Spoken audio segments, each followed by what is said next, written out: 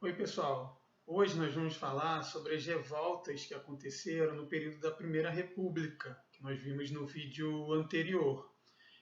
Se vocês se lembram, eu coloquei lá naquele vídeo, né, que a proclamação da República, né, ou seja, a mudança da forma de governo no Brasil, que era a monarquia, né, passou para a República, ela não aconteceu com a participação popular. Mas isso não quer dizer que o povo, durante esse período da Primeira República, né, que foi de 1889 até 1930, não quer dizer que o povo, nesse período, não tivesse se manifestado contra, né, uma série de problemas que essa nova forma de governo não tinha resolvido. A primeira grande revolta que aconteceu nesse período foi a chamada Guerra de Canudos. Ela aconteceu no Nordeste, né, mais precisamente na Bahia. Lá no Nordeste, a gente tem um problema que é crônico, né, que é um problema que existe até os dias de hoje, que é o problema da seca. Então, junto à seca que já existia naquela região e mais a exploração, né, dos coronéis sobre as populações locais, as pessoas elas viviam, né, exploradas, elas viviam em condições de sofrimento. Então, elas acreditavam, né, passaram a acreditar na possibilidade de que aparecesse alguém que as salvaria, né, uma espécie de Messias, né, como Jesus Cristo, no Salvador. Então apareceu por lá, no final do século XIX, um religioso chamado Antônio Conselheiro, e ele começou a pregar, né, para as pessoas, e ele dizia que aqueles que o seguissem encontrariam um lugar melhor para poder viver, né, condições melhores de vida. Ele fundou um arraial, né, uma espécie de uma cidadezinha no interior da Bahia, e aí muitos, né, que o seguiram passaram a viver nesse lugar e logo também esse lugar atraiu muitas outras pessoas que também viviam na miséria, que também eram exploradas. Nesse local eles plantavam, nesse local eles criavam animais e viviam de uma forma independente, né, do restante ali das outras localidades. Isso acabou atraindo, né, a atenção das autoridades locais, né, dos coronéis, ou seja, os fazendeiros poderosos da região, que eles não queriam de jeito nenhum, né, que um lugar desses existisse, até porque, né, temiam que poderiam perder o controle sobre as pessoas, né, a quem eles exploravam. Então, eles mandaram uma série de expedições, né, no total de 4 expedições, primeiro policiais e depois forças militares, para acabar, né, com esse arraial, para destruir esse arraial. As 3 primeiras elas não tiveram, né, sucesso.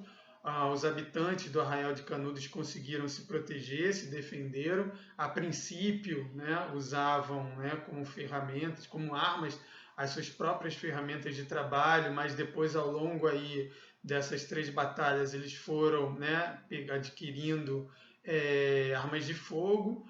Mas na quarta eles não conseguiram resistir, porque foi montada uma verdadeira guerra, né? Daí o nome de Guerra de Canudos, foi montada uma operação de guerra. Essa operação de guerra, né, usava, né, armas de fogo pesadíssimas, como por exemplo canhões, e aí conseguiram destruir Canudos, mataram, né, uma boa parte da população, muitas vezes degolando as pessoas, né, de uma forma bastante cruel, e prenderam aquelas que não foram mortas. Depois disso, em 1904, né, a Guerra de Canudos aconteceu no final do século XIX, entre 1896 e 1897. Aí depois, em 1904, já no Rio de Janeiro, a gente vai ter a chamada Revolta da Vacina. O Rio de Janeiro, né, não só de hoje, na época aí do coronavírus, mas desde muito tempo foi uma cidade que já conviveu em determinados momentos com epidemias.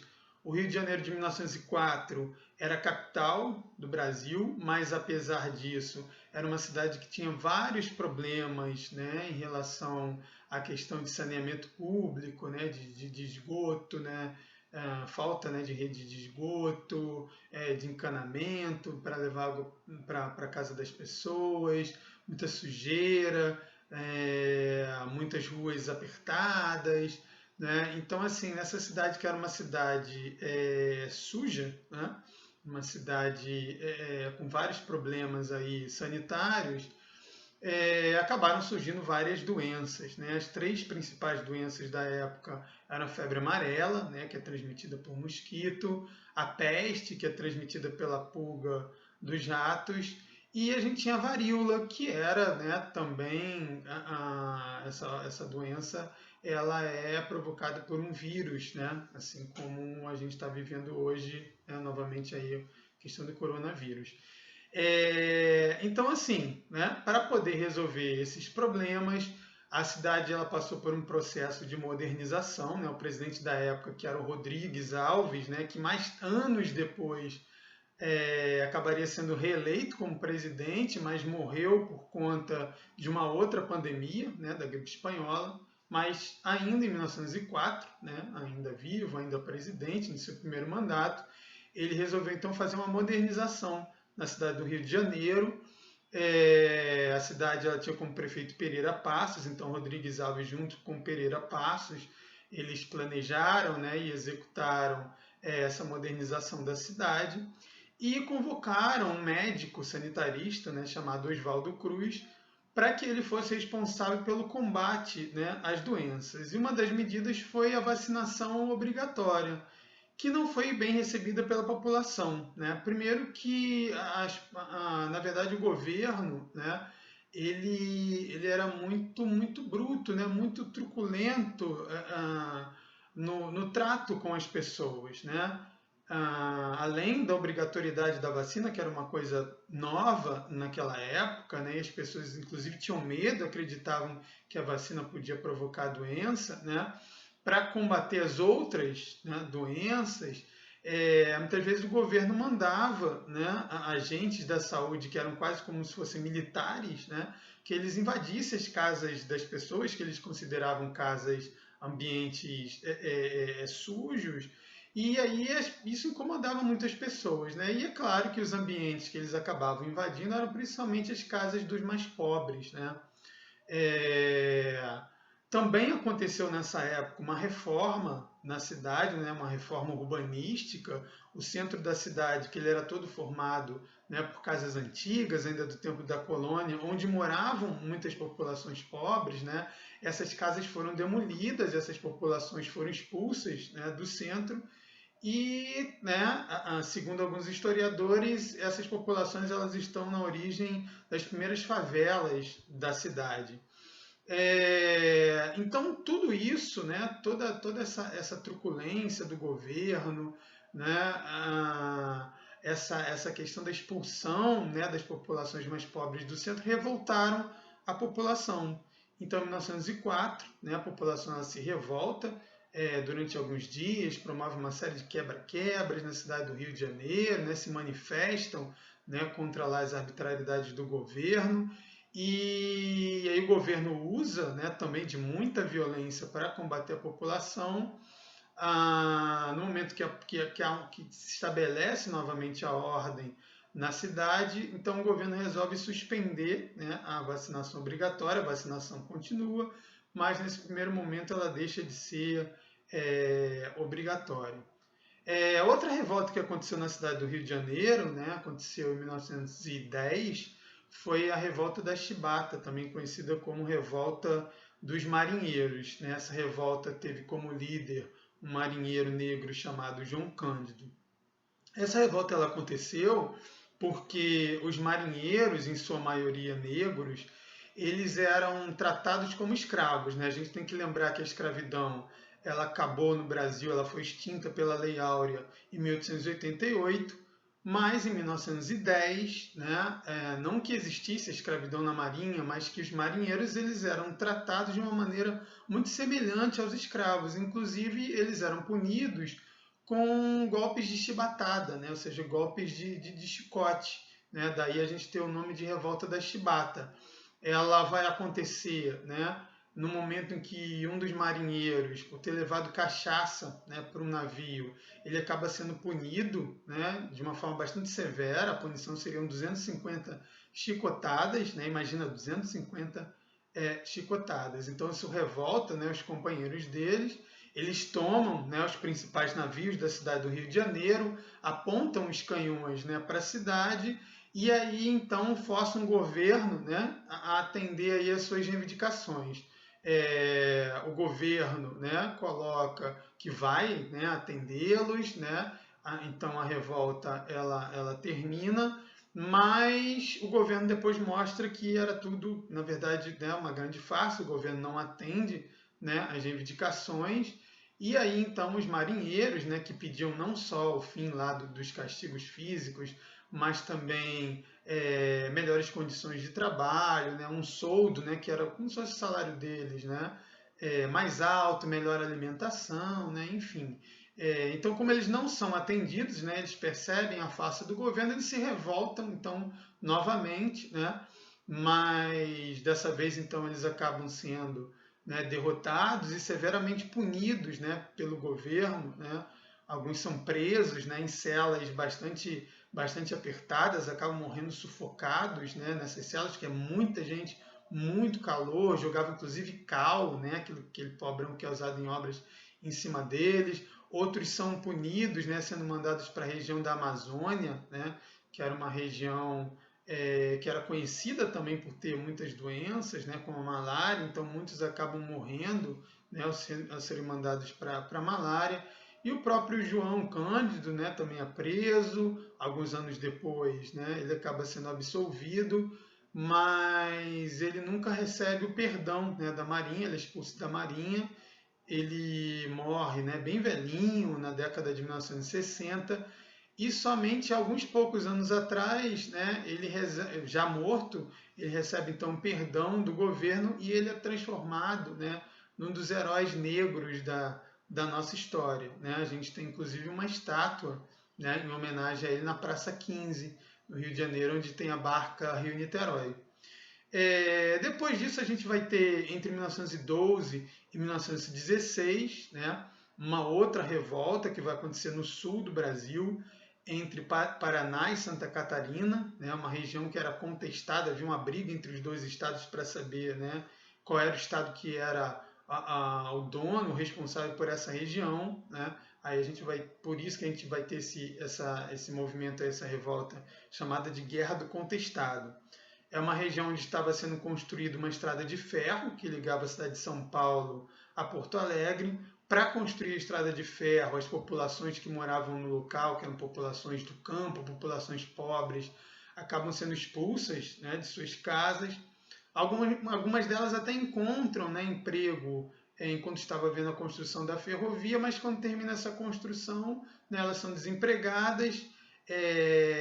A empresa, né, responsável também, né, pela ferrovia, acaba se aproveitando também das florestas da região, né, que explora, né, as madeiras, né, que poderia ser também uma fonte de recurso para a população, mas acaba sendo explorado, né, pela própria empresa. E por conta disso, então, essas pessoas, né, dessa região se revoltam, também lideradas, a exemplo lá de Canudos, né, por um líder religioso, né, um líder messiânico, né, chamado José Maria, né, que morre ao longo do conflito, e depois ele é substituído por um outro líder religioso chamado Adeodato, né.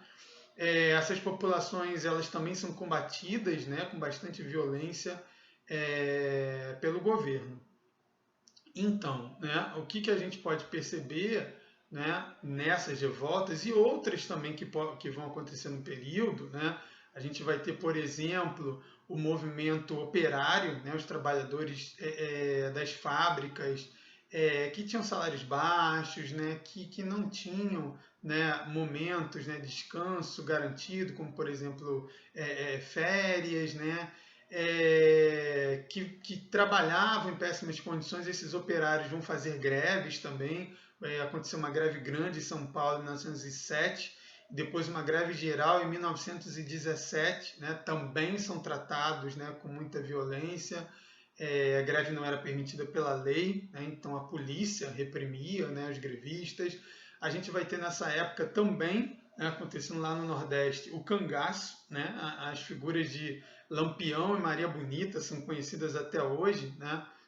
Foram lideranças do cangaço, que eram bandos, né, que percorriam o Nordeste e cometiam, né, saques, né, em fazendas, em cidades por onde passavam, e que são muito polêmicos para a história, né? Alguns historiadores entendem que eles faziam isso como uma espécie de justiça social, né, como se fossem Robin Hood, né, tirando dos ricos para dar para os pobres, e outros historiadores que entendem que na verdade eram, né, bandidos mesmo, né?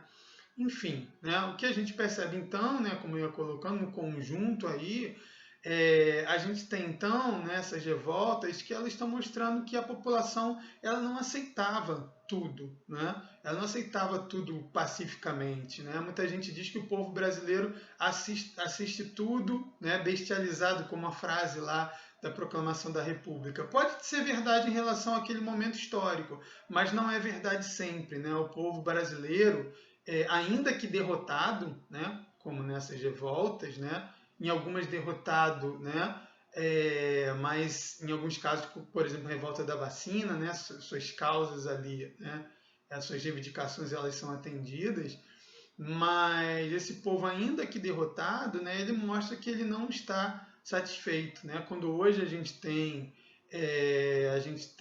panelaços, né? Quando a gente tem o povo indo à rua, muitas vezes até para defender o próprio governo, né? A gente tem uma prova aí de que as pessoas, elas, né? A população brasileira, né? Se não de todo, né? Pelo menos aí uma parte da população não fica de braços cruzados aí esperando, né? Para que a solução dos problemas, né? Caia do céu, né? Elas buscam aí, né? Reivindicar para que seus problemas aí sejam resolvidos, né? Suas reivindicações sejam atendidas. Bom, para a gente fechar, né, eu vou fechar aqui com uma proposta de trabalho, né, que está valendo, né, tá valendo aí pontos, sejam para os grupos, né, ou seja, até nota, né, de participação. Então, eu vou pedir para que vocês montem um quadro comparativo. Nós já fizemos em algumas ocasiões quadros comparativos, né? Então, vamos montar um quadro comparativo sobre as 4, né, principais revoltas sociais da Primeira República que eu tratei aqui nesse vídeo, né?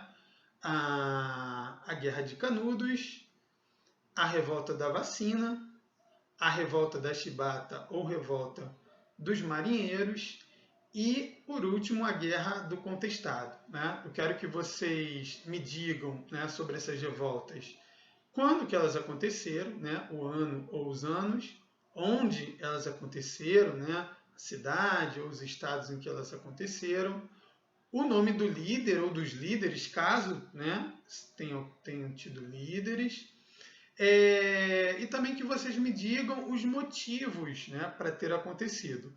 Vocês podem aproveitar o que eu disse aqui, né, ao longo do vídeo, ou vocês podem completar também, né, com pesquisas, né? Podem pesquisar na internet, aprofundar o conhecimento de vocês sobre esse assunto. Aliás, assim, né, tá claro que está sempre liberado, né? E é sempre ótimo que vocês procurem, né, além da minha fala, que vocês procurem outras fontes, né, sites, livros, né, o que vocês puderem sobre esse assunto, tá bom?